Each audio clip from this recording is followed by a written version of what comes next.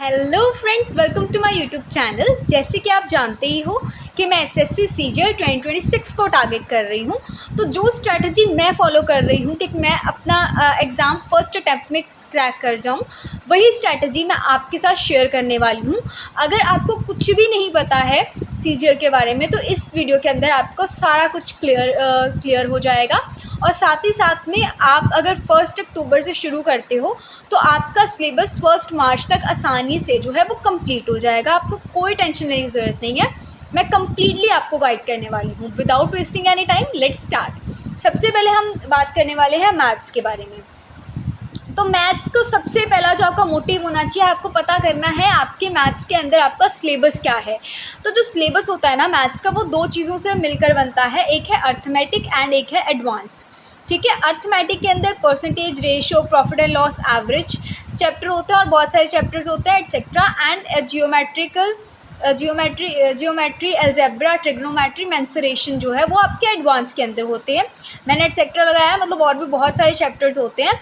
तो आपको क्या करना है, फर्स्टली आपको क्रोम पे जाना है और सर्च करना है एसएससी सीजीएल 2026 जो है सिलेबस फॉर एसएससी सीजीएल। ठीक है, तो आपको जो है सिलेबस मिल जाएगा कंप्लीट, या किसी भी यूट्यूब पे आप जाओगे सिलेबस सर्च करोगे तो आपको सिलेबस मिल जाएगा। आपको उसको एक कॉपी पे नोट कर लेना है। अर्थमेटिक का अलग से नोट करना है, एडवांस का अलग से नोट करना है। अगर आपको सीजीएल का सिलेबस मैथ्स का नहीं मिलता है तो आप मेरे कमेंट ऑप्शन में बोल सकते हैं, मैं आपको उसकी भी वीडियो बना के डाल दूँगी। ठीक है, तो आपको सबसे पहले जो है अपना सिलेबस कंप्लीट करना है अर्थमेटिक प्लस एडवांस का।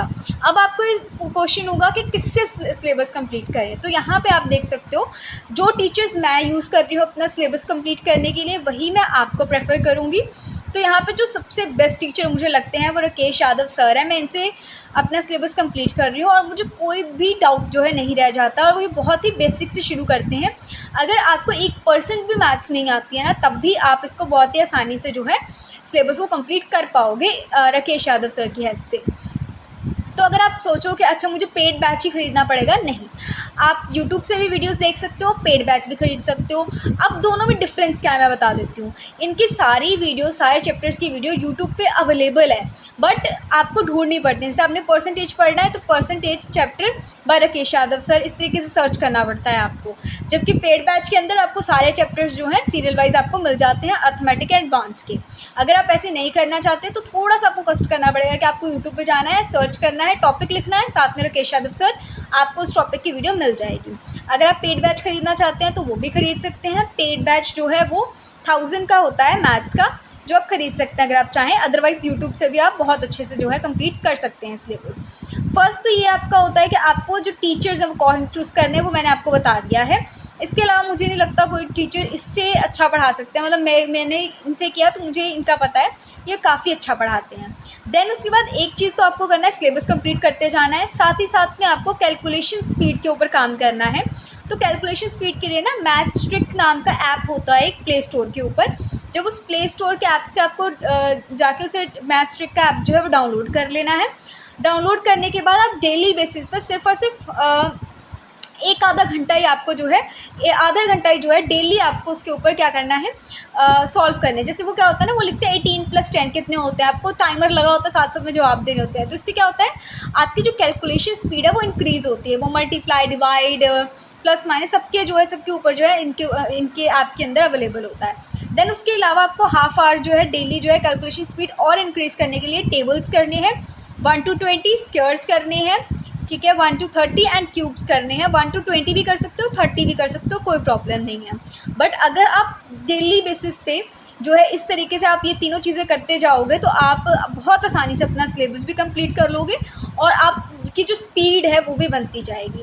इसके अलावा मैं आपको बता देती हूँ, ये देखिए, तो अब यहाँ पे है बुक्स का क्वेश्चन। सबको होता है कि बुक्स लेनी है कोई या नहीं, तो मैं उसके बारे में बता देती हूँ। आपको बुक्स की कोई ज़रूरत नहीं है, कोई भी बुक की ज़रूरत नहीं है। जो मैंने आपको टीचर बोला है, चाहे उनकी वीडियोस यूट्यूब से देखो, चाहे पेड बैच से देखो, वहाँ से सिलेबस कंप्लीट करो।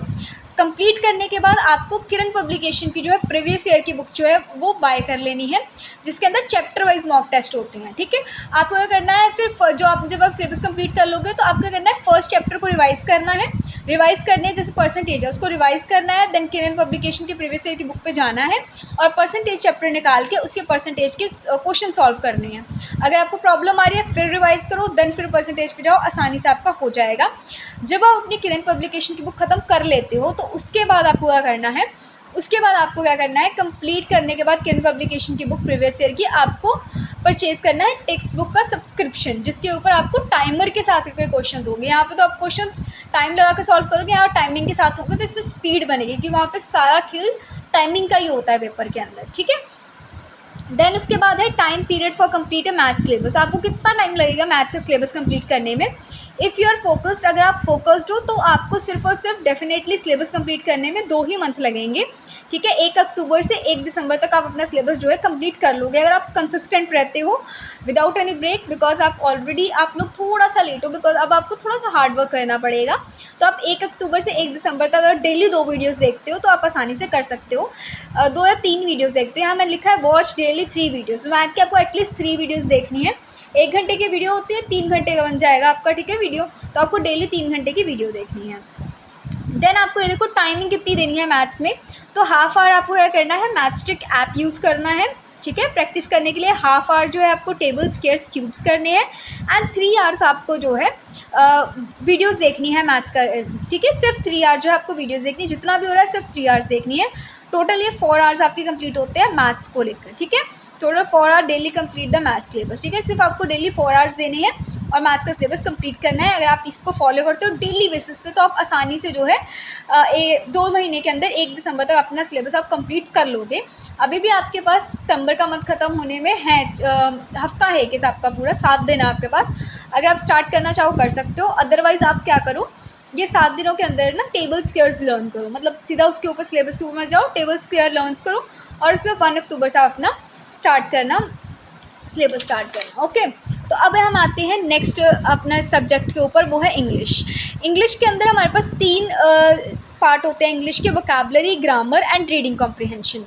तो वोकैबुलरी के लिए आपको ब्लैक बुक यूज़ करनी है। डेली आपको 2 से 3 पेजेस जो हैं आपको क्या करना है, ब्लैक बुक के रीडिंग कर पढ़ने हैं और इसमें 1 आवर्स डेली देना है। 2 से 3 पेज आराम से हो जाते हैं 1 आवर के अंदर। देन उसके बाद ग्रामर के लिए आपको इसके अलावा आपको वोकैबुलरी और कुछ किसी चीज़ की ज़रूरत नहीं है, आपको यही करना है।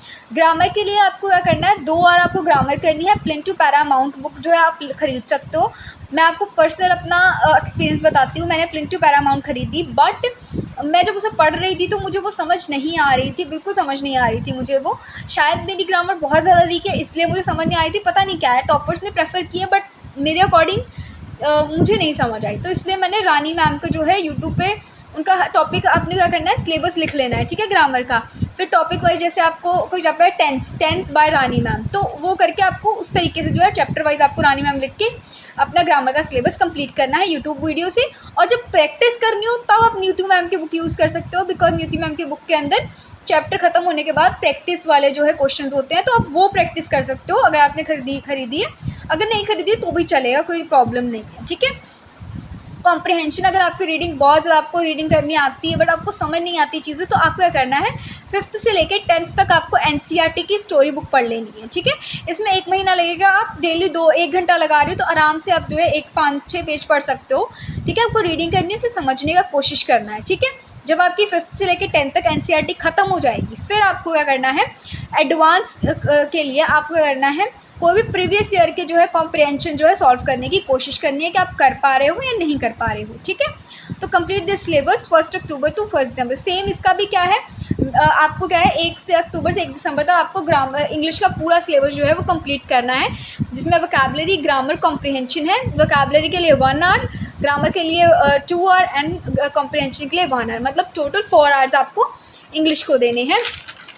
अब यहाँ पे आ जाते हैं, जब आप सिलेबस कंप्लीट करते हो सेम ग्रामर का, तो आपको क्या करना है, करंट पब्लिकेशन की बुक खरीदनी है एंड MCQs प्रैक्टिस करने हैं chapter wise. And then after complete the current publication book आपको परचेज करना है सब्सक्रिप्शन टेक्स्ट बुक का, एंड डेली बेसिस पे आपको 1 से 2 मार्क्स जो है इंग्लिश के भी लगाते जाना है, ठीक है। टाइमिंग होती है ना, तो उसमें टाइम का खेल होता है हमारे पेपर के अंदर, उसके बाद अब यहाँ मैंने क्या लिखा हुआ है 1 अक्टूबर टू 1 नवंबर। मैं आपको बताती हूँ, मैं पर्सनली मेरा ये एक्सपीरियंस रहा है कि मैं अगर एक टाइम पे 4 सब्जेक्ट लेके चलती हूँ तो मैं नहीं कर पाती हूँ। मैं अगर सबको लेके चल रही हूँ तो मैं कुछ भी नहीं कर पाती हूँ। मतलब ऐसा कहने की बात है, मैंने 4 सब्जेक्ट पढ़े बट उसका जो हमें रिटर्न मिलना चाहिए मुझे नहीं लगता उतना मिल रहा है। तो मैंने क्या किया है, मैं 2 सब्जेक्ट्स को जो है मैंने टारगेट लेकर चली हूँ, जो मैंने दिसंबर तक ख़त्म कर लेने हैं। तो मैं लिखा हुआ है 1 से 1 नवंबर तक कंप्लीट करना है 2 सब्जेक्ट का सिलेबस। फिर दूसरे सब्जेक्ट के ऊपर फोकस नहीं करना है, सिर्फ इन 2 सब्जेक्ट्स के ऊपर करना है। बिकॉज 4 घंटे मैथ्स के हो गए, 4 घंटे इंग्लिश के हो गए, तो आपके जो है टोटल 8 घंटे हो जाते हैं। और 8 घंटे ही एक इंसान, नॉर्मल एवरेज इंसान जो है पढ़ सकता है फोकस होके। बाकी तो जो 10-10 12-12 घंटे आते हैं टाइम पास होता है, कोई इतना नहीं पढ़ सकता। ऑफ कोर्स मैंने एक्सपीरियंस किया है, ठीक है। तो यहाँ देखो 4 घंटे आपके मैथ्स के हुए, 4 घंटे इंग्लिश के हो गए, ठीक है। तो अगर आप अपना एसएससी सीजीएल का एग्ज़ाम, अगर आप अपना एग्ज़ाम फर्स्ट अटैम्प्ट में क्लियर करना चाहते हो तो आपको कंसिस्टेंट रहना पड़ेगा। ये बहुत इंपॉर्टेंट है। आपको ऐसा नहीं करना है एक दिन पढ़ा दूसरे दिन एक्सक्यूज़ दे दिया।